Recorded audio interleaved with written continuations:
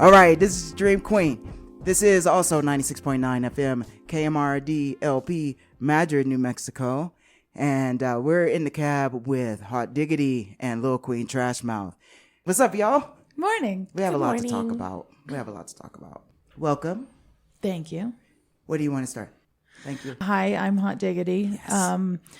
We can start with some very, I don't know, it feels pressing, but it also feels like maybe nothing is going to happen because we've seen so many things come out of the ICJ and nothing has happened. So this feels like a little bit more of the same.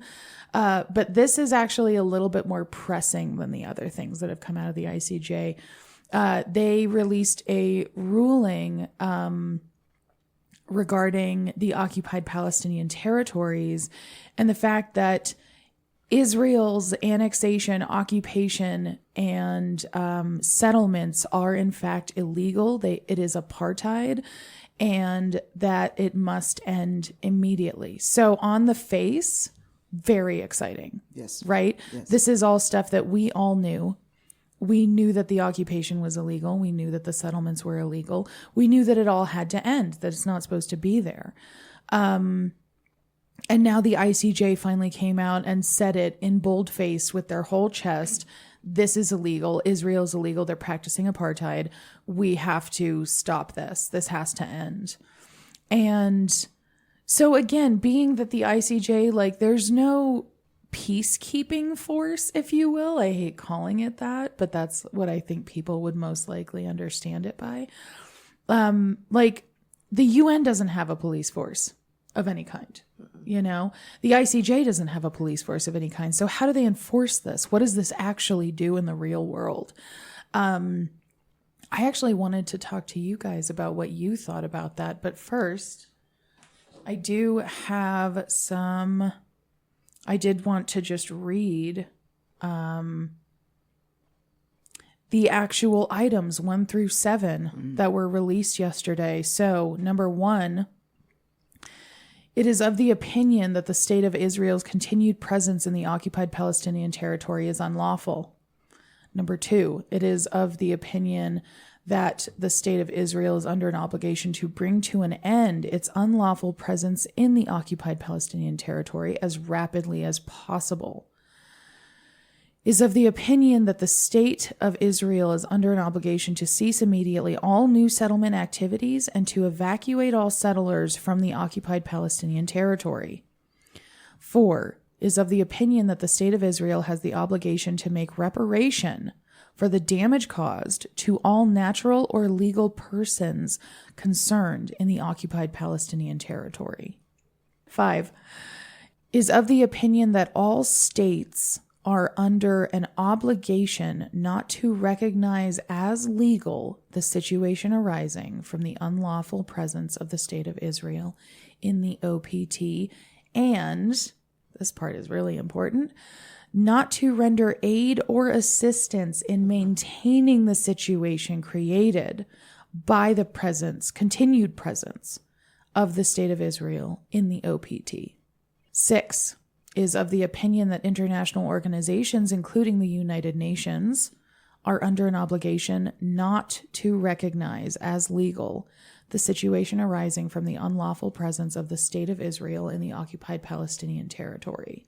And last, 7, is of the opinion that the United Nations, and especially the General Assembly, which requested this opinion, and the Security Council should consider the precise modalities and further action required to bring to an end as rapidly as possible the unlawful presence of the state of Israel in the OPT. So they're asking the UN to enforce. So yeah, that's kind of what it sounds like. Kicking it back to the UN. All this flip-flopping in the whole, all the political sphere right now, it seems like nobody can make a decision on whose responsibility anything is. Like, I'll make the ruling, but you do something about it. Everybody's scared. Like, what is this? I'm not supposed to talk like this, but number one, the thing that's most upsetting to me is that this is happening now after all these people are dead. Yeah. And there's nothing to go back to. Like, oh, now you saying something with your whole chest. Who's going to inherit this? You got Yeah. like, how many people are actually going to get? What kind of reparations? What are you talking about? It's going to take 15 years to clean up all that rubble, let alone, Yes. so they say minimum. And then let's not even talk about what's in the ocean and the air. Like, what is really going on? What do you, Yeah. anyway, that's my knee jerk reaction. Absolutely. to- That was more or less I had a very similar reaction. Like, okay, great, but what now?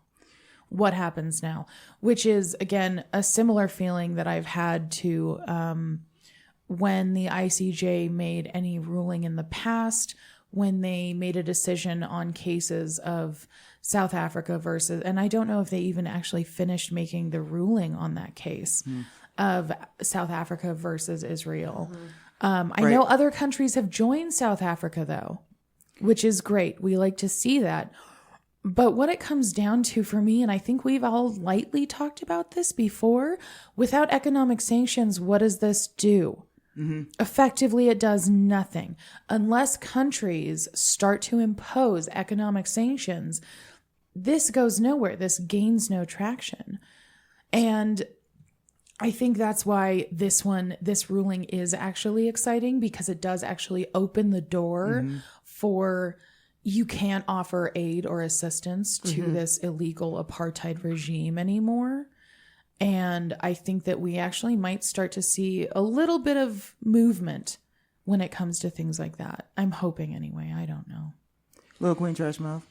Yeah, I think that's actually a really good point to bring the aid clause, so to speak, into that ruling, because I don't think that any trend of shifting towards the right side of history will start with us. Never does. But definitely some of our allied countries. I mean, some already have, right? I mean, the new elected governing body in France has already said that they're going to recognize the state of Palestine. Spain did. So, you know, I think Ireland is in there. The right move and yeah.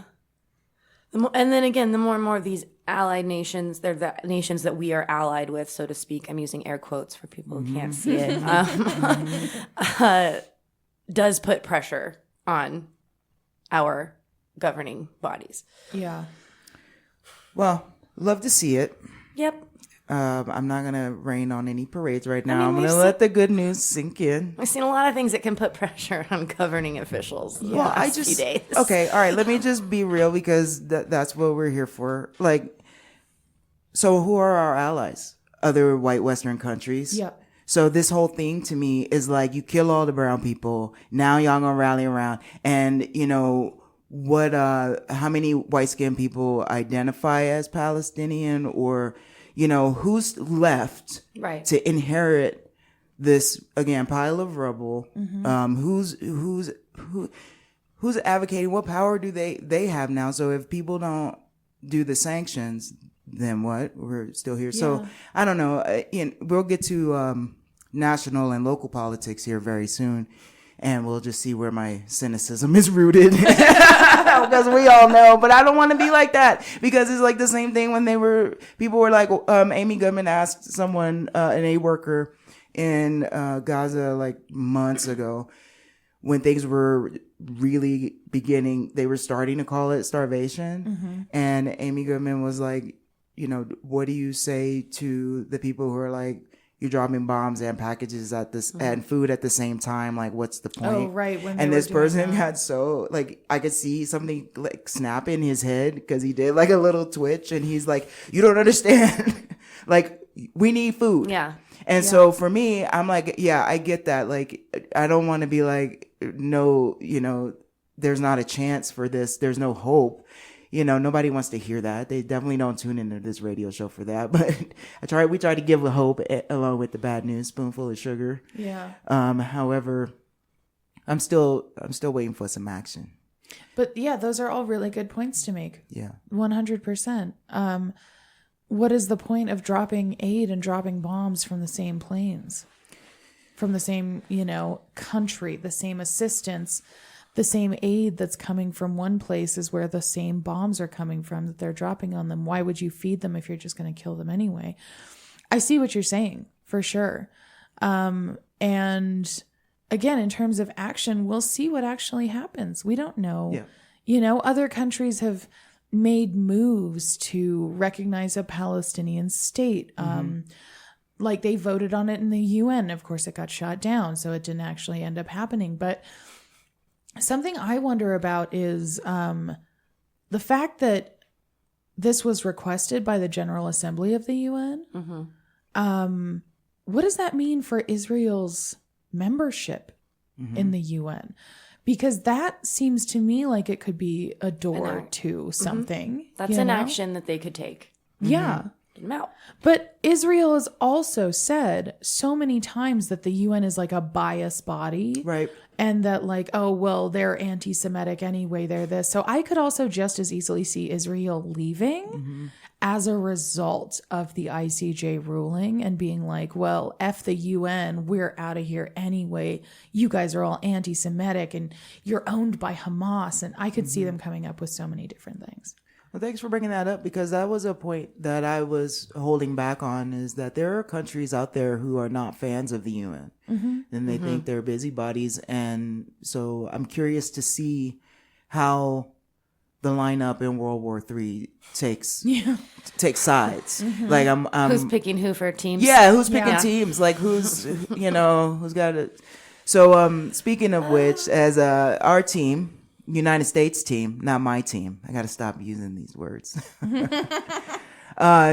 So we're talking about Netanyahu's visit coming up next week on the 24th. Yeah. As I clicked this morning, we see that there's a report from the Times of Israel. Love to see it. Biden won't give Netanyahu, quote unquote, satisfaction of quitting before PM's trip to DC. Let me turn the screen. So Netanyahu is also now wanting Biden to quit? Does everybody? What is happening? WrestleMania. This is like when people are like throwing chairs, and then it's like, oh, y'all was on their team, now you're defected to the other team, and now they're throwing Vince what's his face over the thing.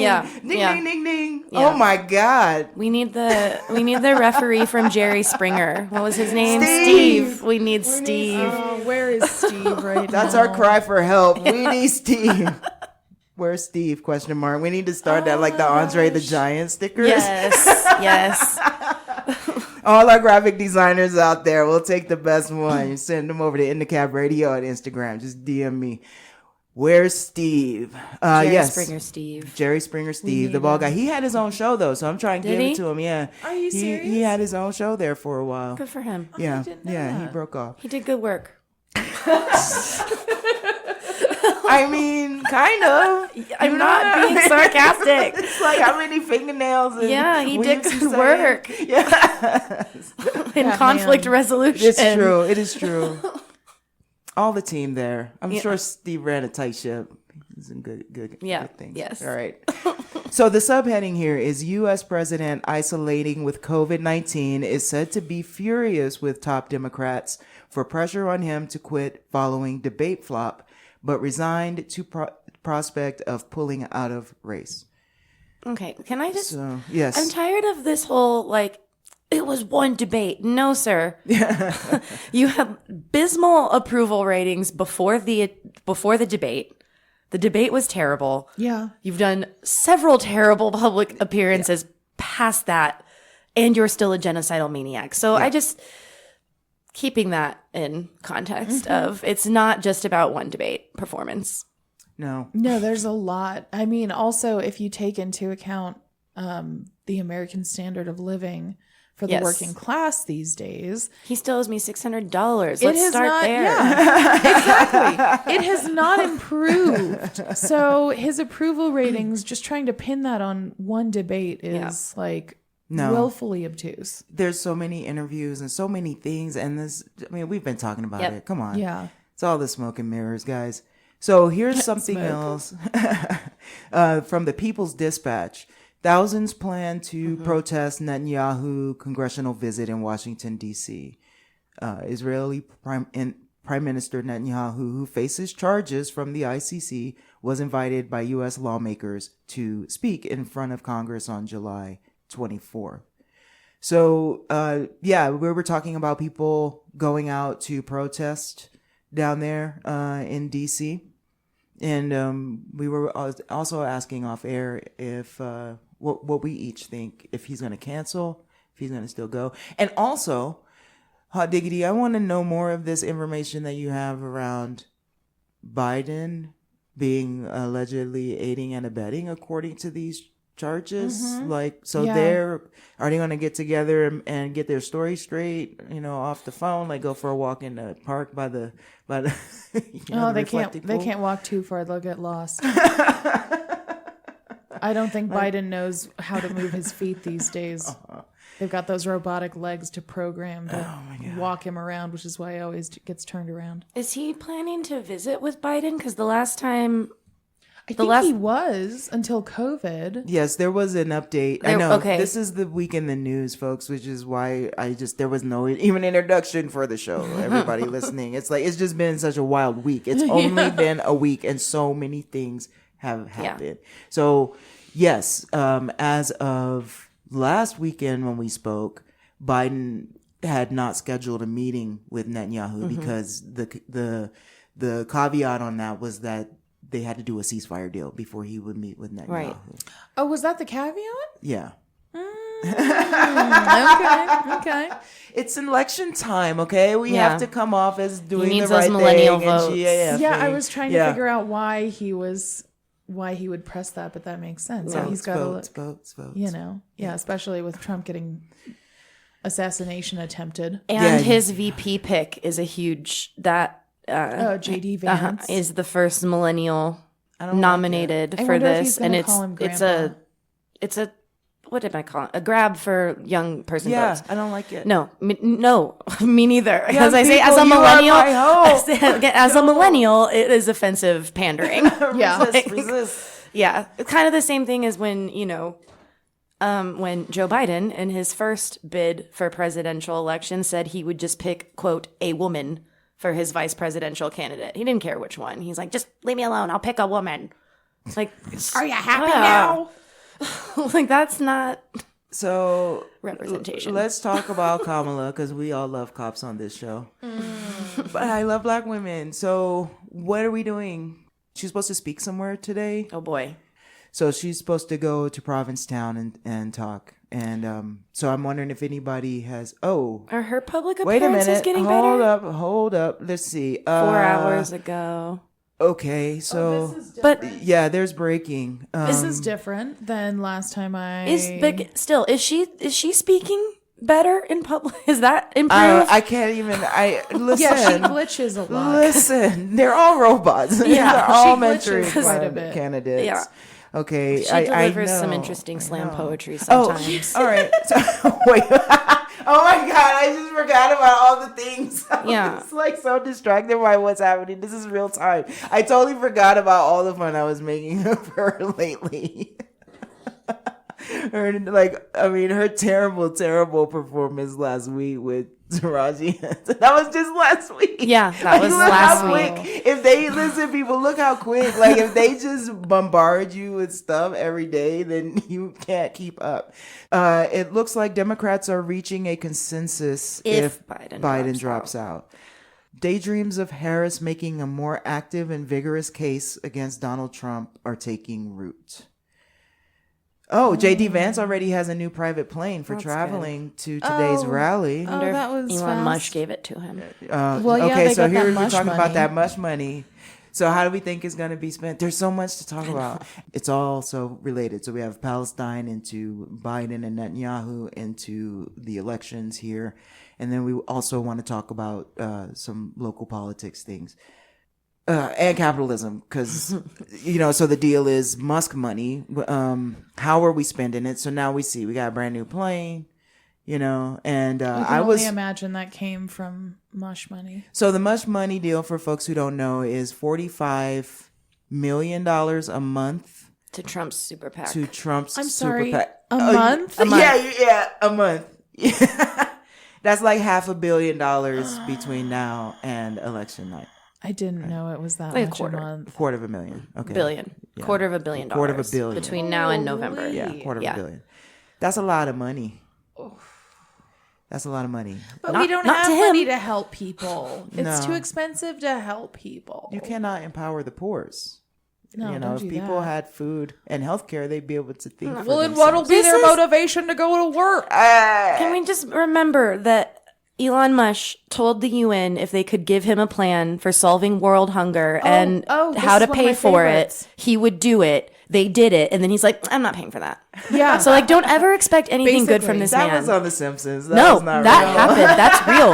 That's real. That is real. Stop it. unfortunately He went real. over there and was like, okay, I got my checkbook out. What you need? Yeah, I hate he was it like, when "Give rich me." people do that. He They're like, "I'm not gonna give you basically anything." it was What? it was the equivalent of like going to a restaurant, being like, "I want the itemized receipt," and then getting it and being like, "I'm not paying for any of that." Yeah, That's exactly what. but he worse, did. like but worse because now the he's restaurant starving is people. world hunger. Yeah, Exactly.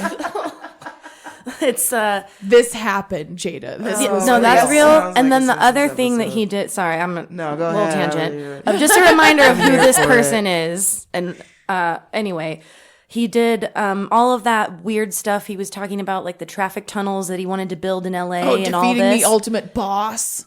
And Wait, he wait. only came That's out. what he called it. Yep, he only came out with this plan to squash a public transportation plan. And again, he said that he's like, "Oh no, I just made that up because I didn't want the train." True Okay, I stories. didn't know that part. That Yeah. makes me mad. Yeah, Here's the fun thing. I mean, you know, so the it should make you mad. the counterweight on this show, as we discuss quite often, Lil Queen Trashmouth and I counterweight each other. And we had to do this last night where you talked me off that ledge with, I'm like, they're lizard. He's not a real human. He's a lizard in a skin suit. But then we have to remember what possible mental handicaps and bad parenting he had. We're going to apply Bell Hooks. Do you think Bell Hooks wrote that book to be applied to explain. Elon Musk? Like, probably. Yeah. I mean, yeah. She did. We can't ask her. So, okay, She yes, got too and young because of stress. He's- dealing with. we were talking about finding the humanity in completely evil and abhorrent people. But it's like, you know, like we've been talking about, of like there's been moments of true sadness looking at, again, Joe Biden in these public spheres lately that I have felt because, again, this feels abusive. Yeah. That does not absolve him of then everything bad that he's also doing, right? Yeah. I don't know. So what do you do with these people? Like it's giving super villain or like Voldemort vibes. Like what do you like? Do we put that? I saw a really cool box in Santa Fe the other night. It was like a cast silver with like a old timey lock on it and like Ooh. symbols all on the outside. That's a Horcrux. Right. Yeah. I'm like, how do we exercise them and put them in a thing so that they're in a prison and then bury it under a pyramid until Brendan Fraser comes and wakes him up? Like, what do we do with these people? Shoot it into space with a sign that says "Do not open." Don't say shoot.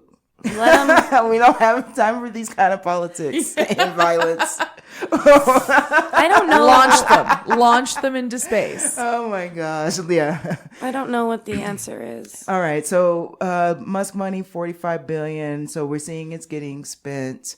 So the next thing is alternatives. Lil Queen Trashmouth. We were easing into the peanut butter jelly party. Yeah. I vote for them. They got my vote.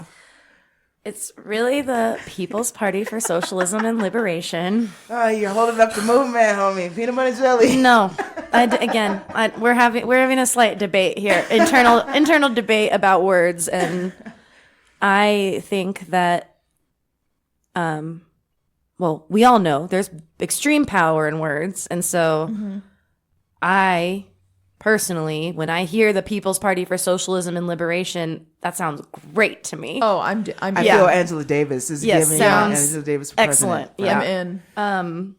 But Yeah. and The sickle.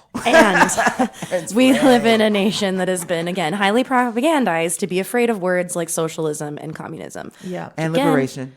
And liberation, which is insane because, again, quote unquote founding principles of this nation, life, liberty, sharing roots with liberation, communism rooted in the same words as community, communication, all of these really beautiful words and things you need to survive. Yes, and socialism, guess what? We're social beings by nature. So why is Get this over word it. scary to anyone? Yeah. So, on that note, the People's Party for Socialism and Liberation is running a presidential campaign. They generally do every election. Gloria La Riva was their presidential candidate for a very long time. But she is aging out and has stepped down and has turned over the candidacy. Or she didn't, but the two people that are running now are younger women of color, Claudia de la Cruz and Karina Garcia. Look them up. They're great. Woo! Yeah. Campaign slogan is kill capitalism before it kills us. Here for it. We're not going to tell you where we stand on it, but you probably know where we stand on it. Yeah, don't say kill. You can't say violence in politics. Well, Destroy capitalism. Dismantle. That's their campaign slogan. Yeah, I'm just saying facts. I'm just saying. You gotta lower the temperature, unite the country. Well, when they changed their campaign, oh my god, slogan, that was in a Santa Fe, New Mexican article, by the way. It was, on, yeah. Yes, it echoed all the way. Echoed all the way here. It's the new line. I'll tell you more later. So as of yesterday, Pennsylvania, they got enough signatures to be on the ballot in Pennsylvania, and that gave them a path to over 270 electoral votes. Woo! Yes. It's exciting. It's amazing. Very exciting. And just should be a reminder that we do have other options. Yes. Again, mainstream media is not going to talk about this campaign. They have been excluded, explicitly excluded from debates, not even just in form of not being invited, but the debate structure we're given this go round has said no other parties, just these two, which is insane. Who runs these debates? Like who's the one that gets to say that with any kind of So there's authority? been a commission, I forget the name and the acronym for it, but there was some debate commission that's been determining the rules, which again are not official. This is all like gentlemen's agreements, for lack of a better term. This commission had determined debate structures for definitely my whole life, like since the Reagan era, maybe even a little bit before.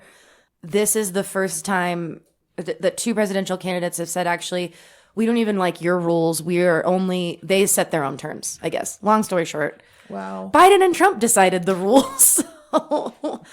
Okay, this is interesting. Dream Queen, you Yes. just typed in. Yes, that's them. Yeah. Who sets up presidential debates? Commission on And- Presidential Debates. But it says here, this I find very interesting. It specifically notes that they are a non-partisan 501c3. So why I find that interesting is because you just said that they literally won't even set up a debate. They have Claudia rules. and Karina. They have rules. This body has rules that would include third and other parties. This debate structure that we've been given this go around is the first time since the CPD was formed that two presidential candidates have gone away from their recommendations. Oh, Interesting. So usually it's these guys that are deciding. uh-huh. And this time around, Biden and Trump were like, no, we don't like it. We want extra parameters of no other parties, no news in the room, no audience, we have to approve the questions before the debate. Like, again, it's not even a debate. It's a scripted event.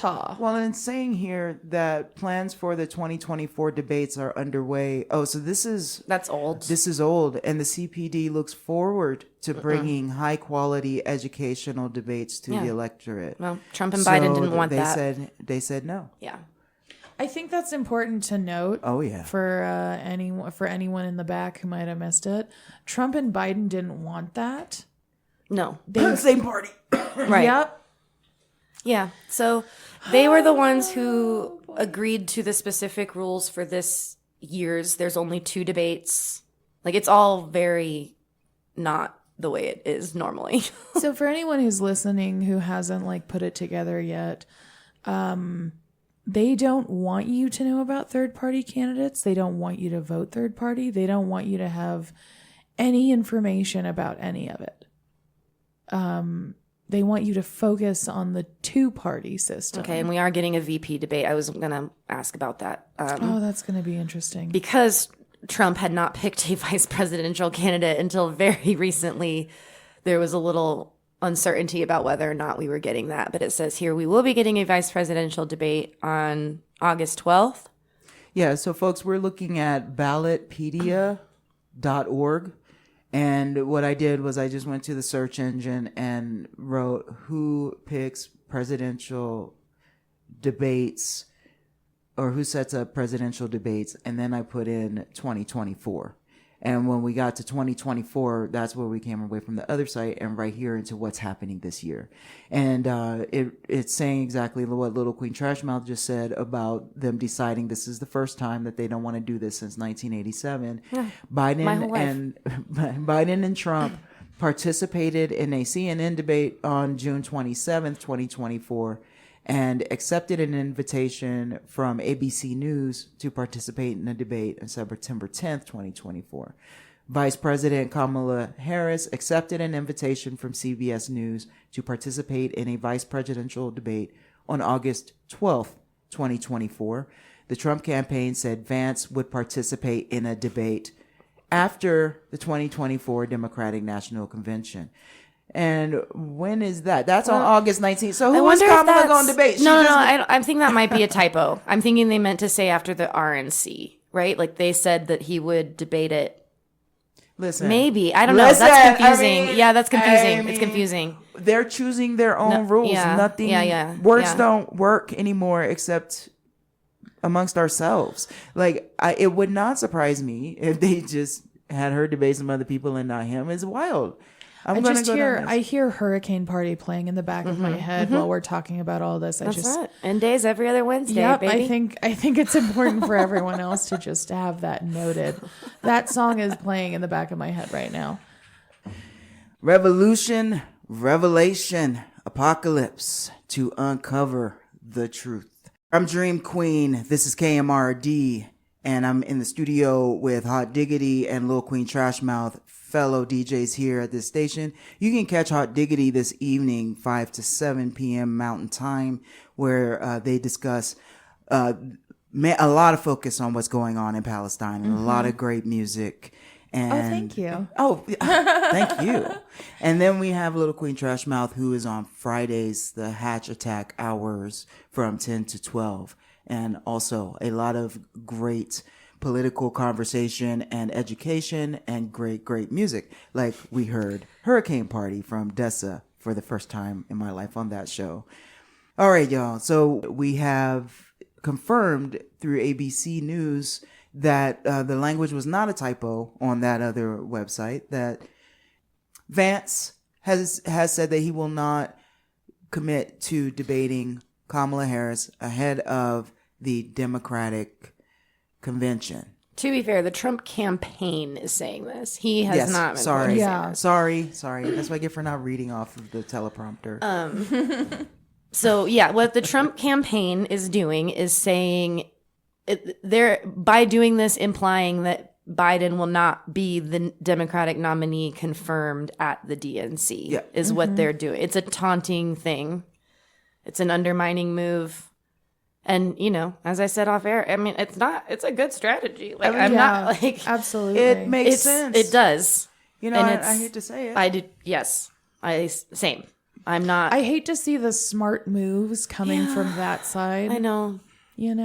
Not really. I mean, but they're evil moves. They're evil, smart, evil moves. And what are the sides? Again, we were also saying off air, they're coming off really bad. Like our government, since we elected that, or since our governing bodies chose that corporations are having the same rights as human beings, and the APACs and all of the money and business behind our politics, all of the dark money, even all the money that's in front. It's money. And that's the only thing that is pulling everybody's strings is just about, and they did this, I feel like they did this in the GW elections back in the early 2000s, where people voted, a lot of people said that they wanted to have a beer with him as opposed to Al Gore, who seemed like he was an elitist. Stuck up. Yeah. And I'm like, hello. then go have a beer with him. Don't make him president. Right. Yes, Like, yes. Yeah. come on, who's going to have beers with the president anyway? They drink blood. They don't even drink I beer. don't think anybody wants to have a beer with any of these. They don't even drink beer. They Well, Trump drink yeah. the blood of maybe He doesn't destitute drink alcoholics, but they do not drink anything. I don't other think than Joe blood. Biden's They're allowed to vampires. drink beer anymore. It interferes with his meds. Anyway, so we're gonna wait. So this is another way that the Democrats are hurting their own cause, if you ask me. Yes. They're holding up the process. Come on, you're holding it up, and that's what. They also can't seem to figure it out. They go from messages of like solidarity with each other and like unified, like a party. And then you hear stuff about like, well, 72% of Democrats don't even want Joe to run anymore. No, and like a new. And it's like, are y'all backstabbing cheerleaders, or are you like same team, human pyramid, let's go? I mean, once Obama, I guess started, both. It's both. For me, once Obama started implying that he should step down, I was like, oh well, there it is, because that's been like his only Yeah. thing. Like, you His know, only leg to stand you on. don't Yes. listen to your black friends. That is the problem here, is that in America, not enough people listen to their black friends. And now Barack Obama has served his purpose. He got Joe elected, and we're not worried about what he doing no more. Let him go make movies. Have a podcast with Bruce Springsteen. It's like you're just a magical Negro. You got them in. And it's the same thing with, I think, the Kamala situation. This would be easy to hand the baton to another white guy. It would have been done. But they don't know if she can win it. Yeah. And they don't know if there's a person out here that wants to inherit the mess that Papa made. And, so the puppet masters, the funders that we uncovered Yeah, all the mega last donors. week when Schumer said we're waiting to hear from the donors what we're going to do. So they're all in some boardroom somewhere. Should tell you everything you need to know about politics right there. Yeah, we know. So, yeah, I mean, okay. So, two things. Number one, just to finish the point, they back there trying to figure out in their stock market minds who's going to be able to actually win this thing. And nobody has faith in Kamala doing it right now. Right. That's number one. Number two, we as the people have another choice. Little Queen Trash Mouth. We're not endorsing anyone, but again, when I'm going at you like, we know like there's nobody we could trust. It's one, and then like there's a third one that just got enough electoral signatures. votes. They are on Tell the me how it ballot in works. enough states to get the amount of electoral votes needed to win the presidency, which is 270. So to everyone who out there who I've like heard so many people have said this to me that like, well, if I don't, I don't want to vote for Biden, but then who do I like? I don't want Trump to win. There's no other option. I have to vote for Biden. I'm like, no. I've been trying to educate as many people as possible on the fact that and now this is fantastic news because there's actually a path to the presidency for someone other than Trump or Joe Biden. And there will still be Papa Joe Biden. there will still be other independent candidates, Green Party Yes. candidates. Like it's not even It's just not these just- three. There are so exactly. many options. There are so many other options. It doesn't just have to be one or the other. And we were talking about this off air a while ago, but a lot of people are also just scared of change. Right. People are happy to vote for a genocidal maniac like Joe Biden, even though they know this about him, even though they say, I don't want to vote for him, but what else do I do? Those people are afraid of the change that could come. They need to be afraid of what's happening right Yes. now. Can I read my Yes, little please. Instagram quote? Okay, this is a tweet that I found on Instagram, but it sums up kind of what we're talking about, and I think how definitely the three of us in this room are feeling right now. But there is a concerning development among folks left of center that we can't take sensible action because of fear of what a partisan extreme Supreme Court might do. That's complying in advance and is exactly what you should never do when dealing with authoritarianism. Yep. There it is. And that's my Don't 2 break cents. the law. They won't kill you. Just sit at home on your hands. And just let it all play out. That's for smarter folks than us. Right? Yeah, I mean, that's not what we can do right now. Well, So I appreciate everybody thinking for themselves. I appreciate all of our listeners. And I don't know. So I want to talk a little bit, just a couple minutes before I have to do a station ID and a quick message. And I'll tell everybody, KMRD is listener supported radio. And if you go over to our website, we don't exist without our contributors and sponsors. And if you go to kmrd.fm and you click on the support button, you can find a lot of different ways to support this station. It's more important than ever right now that we support local independent media sources. Yeah. More important than ever. And we're all volunteers here. We all have other ways to make income, and we're just doing this for the love of the game. Absolutely. Educating people. We know a lot of y'all don't listen to the regular news sources, find it too harsh, and we just put our little spin on it and just try to bring that spoonful of sugar here. This is 96.9 FM KMRD LP, Madrid, New Mexico. All right, so Lil Queen Trashmouth has to leave us, but I want to let you have another word what you want to tell the people about something going on here in local politics. Yep. So if anyone has tuned into my show for the last few weeks, I've been talking a lot about a median safety bill that the Santa Fe City Council did vote on Wednesday. This bill was not actually about median safety, in my opinion. It was about restriction of every person's First Amendment rights, right to protest, right to assemble. They spun it as specifically being geared at prohibiting panhandling in these certain medians. However, the bill does not specify that. It's just all occupation of medians within the city limits, 36 inches or narrower. That does include all of the medians around our state capitol, which I think people should be aware of. You can now not protest in the public space medians outside of the state capitol. Oof. Yeah, that's important. Come on. Yeah. So We need flight platforms. If we have, sorry. no, sorry. I was gonna let you go. So that has already passed. You can still tell city council how you feel about it, and I encourage you to do so. However, we're facing now another income-based discrimination bill. Next week, the city council is going to vote on a piece of legislation that would prohibit income-based discrimination against tenants by landlords. This is a good bill because, again, we don't want Discrimination based on how much you make. when it comes to human rights like housing. Yep. And there has been a big push by a, quote, landlord lobby. I'm getting this from the Santa Fe Democratic Socialists of America Instagram page. They're calling it a landlord lobby, and specifically mentioning out-of-state landlords are really pushing back against this. Gross. Because they don't Again, know anybody. and also gentrification about as money. colonization, all the Yeah. things we talk about. Yeah. Here it is in our current day. The city council is voting on that this coming Wednesday evening.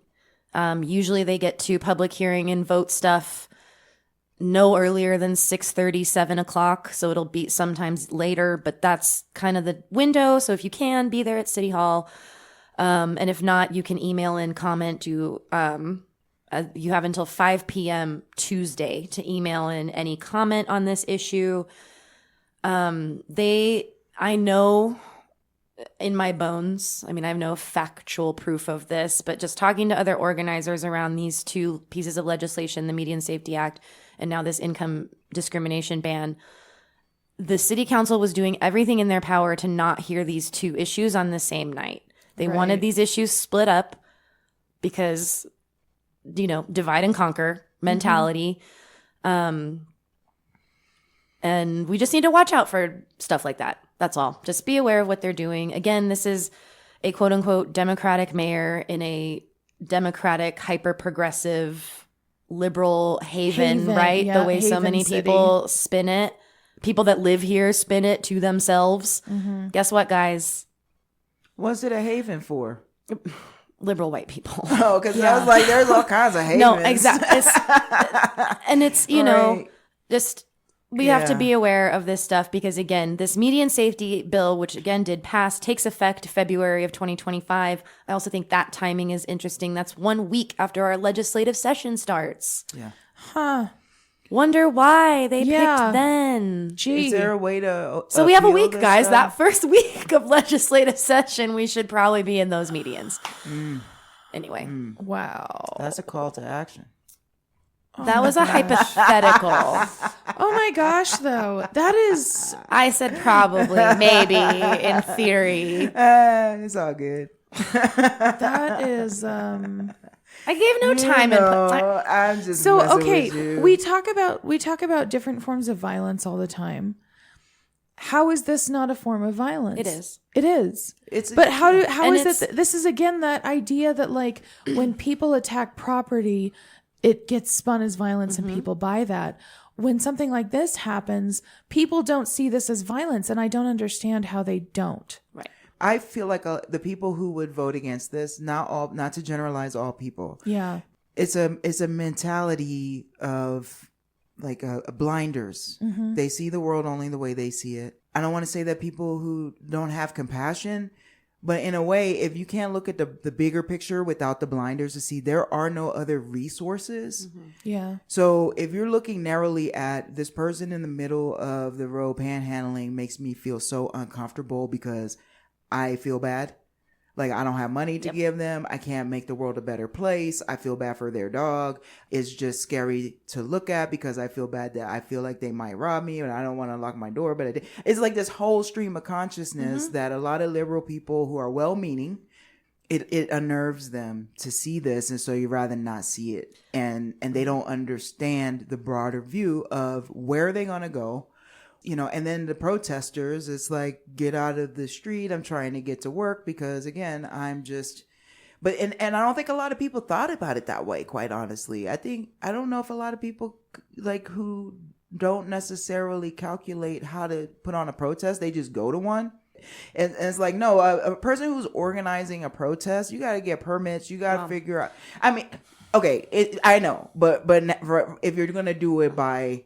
Not having people get tear gassed, you know. No, you'll get tear gassed when you have permits. Of tear gassing, you lower the probability. I just need to say, if you have a permit, it's a parade. It's not a protest. Oh yeah, no, that's we like fun facts like that. Yeah, for me, that's my opinion. I know, and I know what you're saying. Yeah, I know what you're saying, but protests should be disruptive. I know. And guess what? Looking at people who are experiencing extreme heat and thirst in the middle of the road should make you uncomfortable. Yeah. It should not harden your heart towards that individual. It should make you question the systems that we live under and how we got to this point. No more individualistic solutions to systemic problems, guys. We got to draw the line there. And again, when bills are seeking to just punish and not alleviate or assist in any way, it is coming from a cruel place. It's violence. A cruel and violent place. So violence. there's my wrap up. If you're not seeking to help with whatever the issue is that you are writing legislation about, it is simply to make it go away, just so you don't have to look at it or deal with it, or like that is also coming from a place of extreme privilege. What is it? Right to comfort? Yeah. And just get up and leave when you gotta go. I'm not gonna play a song. You can just go when you're ready, because I don't want to hold you hostage. Okay. Because thoughts keep coming to me, and one of holding me them, I know, but I don't want to have violence against your breakfast. But squash your right to breakfast. Okay, But I am going to sign off then. I love you guys. All right. Love you too. Thank you so much for being here. And I'm just going to expound on what you're saying, that protests should be disruptive. And fine, what do we got to do to protect our rights? Yeah. What do? We exercise them.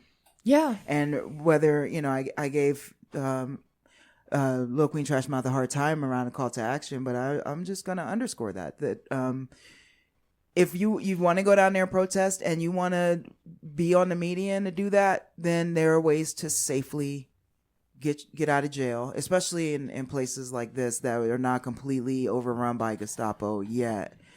You know, it's like, okay, it's a fine. See, you know you want to stay. Go ahead. I love you.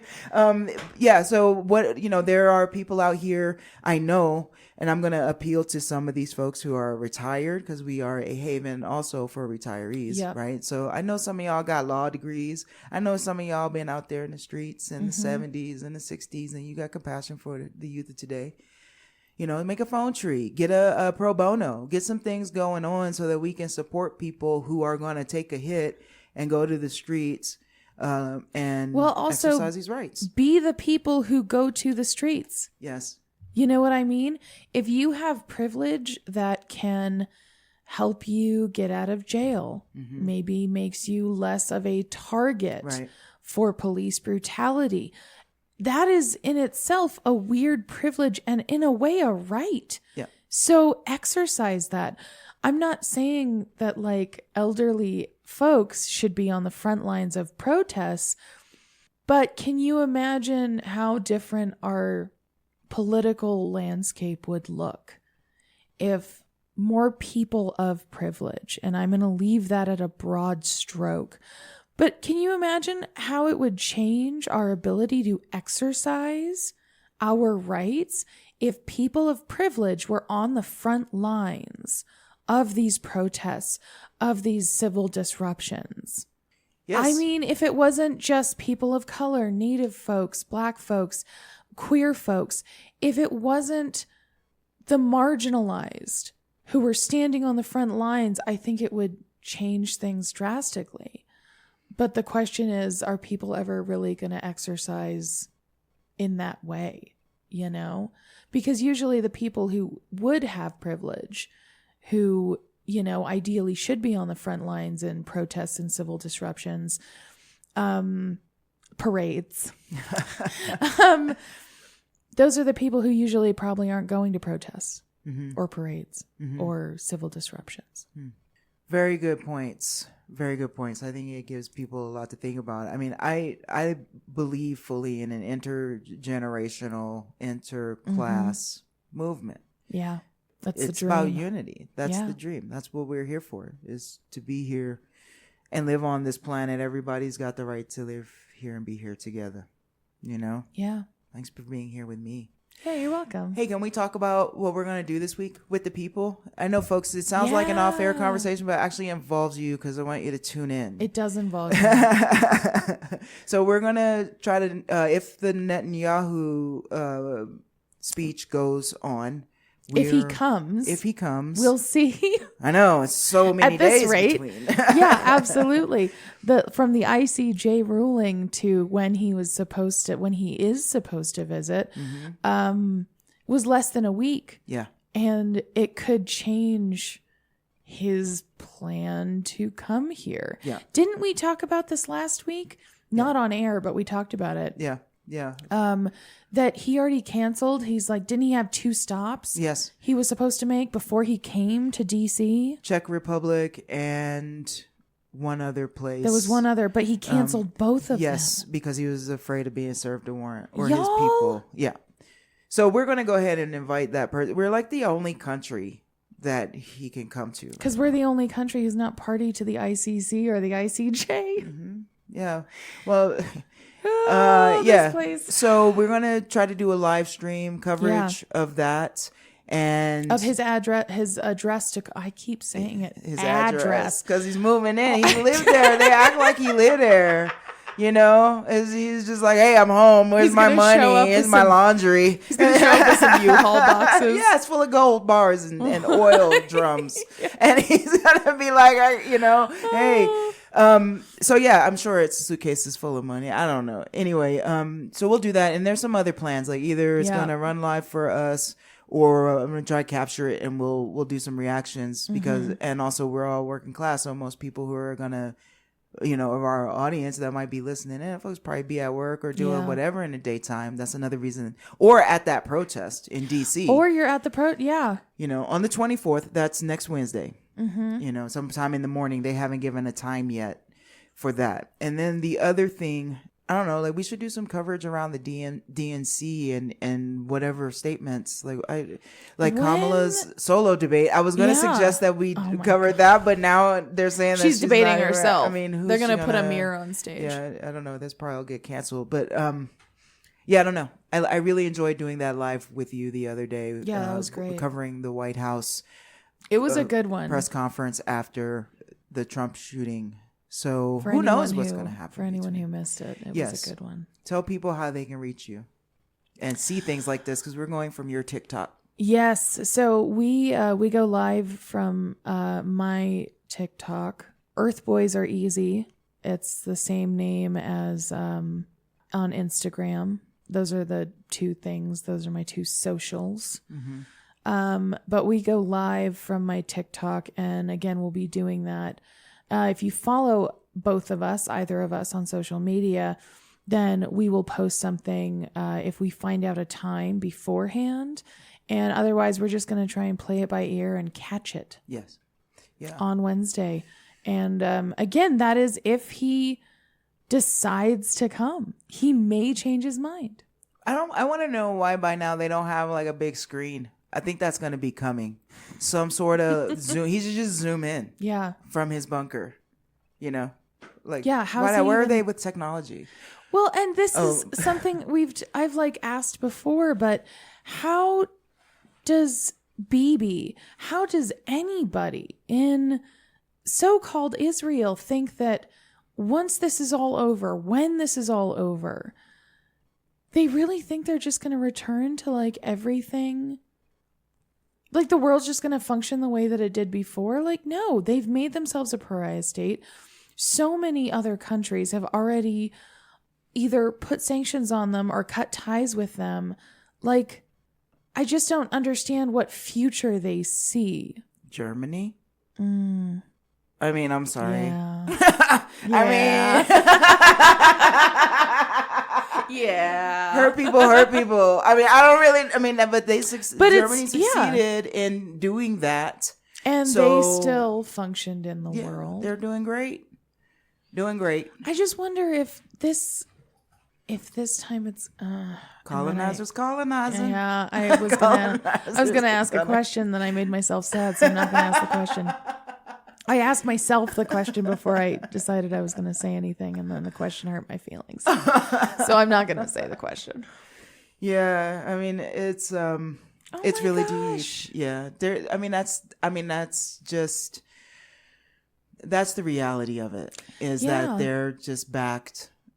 You know, they're white. They're backed with a ton of money. They've basically already done the thing. Yeah. It's not over, because now we know what comes next. Mm-hmm. Now innocent civilians are militarized. Yeah. No matter what side you're on, you're now taking vengeance in one form or another upon yourself for generations. Yeah. And that fallout is going to look like bus bombings, vests, homemade drones, probably. Like, these are things that we watched escalate that led to September 11th, 2001. Mm-hmm. And I'm not a psychic, even though I love the woo-woo stuff, but it doesn't take one to see that this is where the terrorist watch, Homeland Security, all this stuff comes from. And that works for the fascist regime, because they've created a situation now where we need protection. Well, and it's easier to demonize resistance when it's brown folks. Mm-hmm. Much easier. Mm-hmm. So anything that happens as a result of what is happening right now, like you're saying, like down the road, would that be vengeance or would that be like resistance? Well, and I'm telling you right now, down the road. I mean, not to be sarcastic towards you, but because I just was thinking that way too. Like, it's going to be this. It's already happening, right? Mm-hmm. There's rises in hate crimes all across the globe. We have countries embarrassing themselves, like France. Yeah. It's not even just America, okay? Yeah. Like, this is some of the woohoo, France did this anti-fascist thing. Meanwhile, you can't wear a hijab at the Olympics. Come on. Yeah. Freedom for who? Right? Yeah. So you just did this whole thing, and then there's still a whole huge portion of your population and that can't, and visitors who can't practice their religion, a head covering because it offends you because you are racist. Mm-hmm. You're offended because you assume that every Muslim person is a murderer, and therefore you're robbing them of their religious and freedom to dress however they want, let alone religious or not. So let's really look at the big picture of what is the agenda here. It is white supremacy, and Israel will flourish there unless we overthrow white supremacy. And I will tell you what Africa is doing. Countries are breaking off and pushing out certain colonial powers, but they're welcoming in other ones like Russia and China. Look up and say, this week an anti-colonial coalition was formed by a handful of African countries. Yeah. Burkina Faso being a main one. Do you know much about what's going on there? I know a little bit about Burkina Faso. I've been trying to keep up as much as possible when it comes to any news regarding their leader, Ibrahim Traore, because he's younger than me, just by a little bit, but he's still younger than I am. And he is leading Burkina Faso right now. And I know them and Niger have made some very impressive moves in terms of like post-colonial, anti-colonial efforts. And I think that it's pretty fantastic. I mean, Thomas Sankara was also, was he not of Burkina Faso? I know nothing about African politics. I have a book. I have a book of Thomas Sankara speeches that I should give to you. It's really fantastic. Thomas Sankara was amazing. He lived like sort of on the move. He owned like very, very few possessions, and some of the things he owned the most of were like guitars. And that was like, he owned a couple of things and he was like, no, everything belongs to everyone. Right. These are just my personal possessions that I love. It's very interesting. I mean, and that's. But you were asking, you were asking for a reason. Well, I was wondering what was going on over there. And because we talked a little bit in the previous hour about colonial powers choosing teams. Mm-hmm. And I felt like, on the one hand, it looks to me like colonized countries are kicking out imperialist powers, right? Well, and then on the other hand, I feel like they're being used, obviously, as pawns, and it's taking us back to all of the wars where, it's basically proxy wars fought in Africa. Which is, what's happening. Exactly. That's what's happening like right now. Some of the latest news that I heard was, I believe it was Niger, but they kicked all of the French soldiers out, which I thought was fantastic. And the news about it wasn't like that big, but it was like, it felt big for me. Yeah. That felt like big news. And I was like, how is no one else talking about this? Like, it didn't even like internationally obviously internationally it actually was big news. Right. But here in the West, they were like, no, don't talk about that. Yes. No, it's huge because they're kicking out the United States. There are 3 US states that are kicking out the U.S. too. And this is all of the things that we're not being told. The emperor has no clothes. Yeah. And so that's part of this. I don't know what to believe in the news because it's all spun. And I want to think finally if these powers are already distracted by what's going on in the Middle East and overtaxed. So where I was going with the other part of it was you have Hezbollah, aside from all of the small personal attacks going on in the United States and in other countries, the rise of neo-fascism everywhere, but specifically the guerrilla wars that are happening right now in the Middle East. Egypt and Lebanon, Jordan, that's Syria. What I mean. Yes, Syria. It's already a world powers war. Oh, we're already on the brink of big things happening, very much so.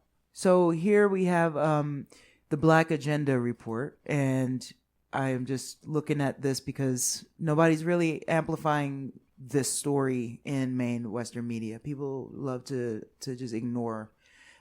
I say Black Africa because they talk about lighter skin Arab, this Middle East war, but it's really dark skinned Black people are doing a lot of the heavy lifting down there. And so we have, for the defense of the alliance of Sahel states for revolutionary Pan-Africanism, Mali, Niger, and Burkina Faso have joined together to create the Alliance of Sahel States.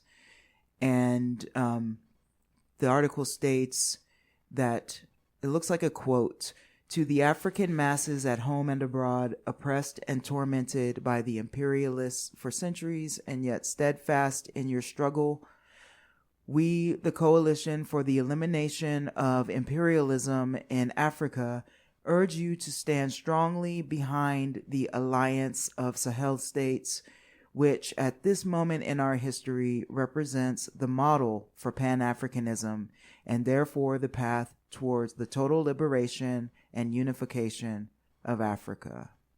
He's saying that in 2001, Africa suffered a devastating blow with the collapse of the socialist Libyan Jamahiriya and the assassination of a great son of Africa, Gaddafi, at the hands of the North Atlantic Treaty Organization. Oh, that's Biden's NATO. Mm-hmm. In complicity with corrupt Africans.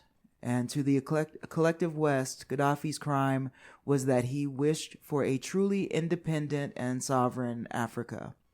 In 2009, as chairman of the African Union, Gaddafi suggested the creation of an independent continental currency, the gold dinar. This would free the continent from its economic subservience to the US dollar and the French African franc. Wow. Mm-hmm. And that's the thing, is if Africa consolidated her wealth and created their own economy based on the minerals that they have there, the rest of the world would be at their mercy. Yeah. And I think they know that. That's why the situation is what it is. Oh, absolutely. It's I believe it was Michael Parenti who said Africa is not poor. She's the richest continent on the planet. She's overexploited. Right. In fact, I think he said that of the global South, period. Mm-hmm. The global South is not poor. They're overexploited, which is just the truth. I mean, because the same can be said of South America. Yeah. Well, and at the end of the day, not nearly in the same way that it can be said about Africa. Not even close. But, people go down to the Amazon, they drill for this, they clear cut trees. Mm-hmm. It's got its own, whole entire separate situation. All of the medicines and things that are, all of the resources down there. There's all kinds of little goodies they get out of South America. Absolutely. At the end of the day, where's our compassion for the planet in all this as consumers? Yeah. And when we use terms like wealth, I don't need gold bars. Only reason I need a gold bar is because I got bills that don't even really have to be that way because the few handful of people are hoarding all the wealth, and capitalizing off of basic resources. Yeah. If we had a different structure, we could leave some of these minerals in the ground instead of creating a whole other problem by mining. Yeah, because what is removing them the doing? Carbon footprint and the water pollution and the air pollution. There's other ways, folks. This planet existed with people on it for millions of years before this last few hundred. Mm-hmm. Yeah, there was a way before this, and there's a way after.